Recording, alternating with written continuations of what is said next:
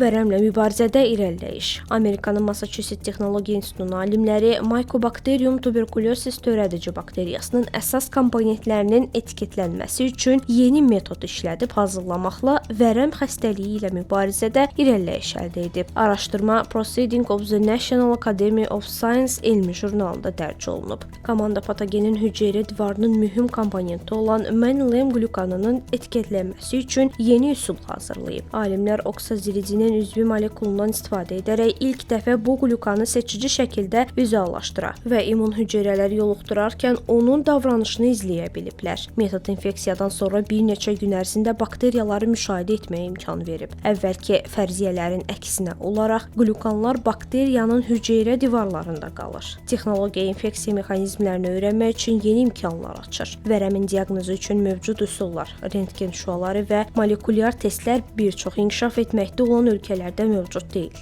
Yeni yanaşma sürətli CD testlərinin xəstəliyin aşkarlanması üçün daha həssas üsulların əsasını təşkil edə və uzun müddətli bakteriya becərməsinə alternativ ola bilər.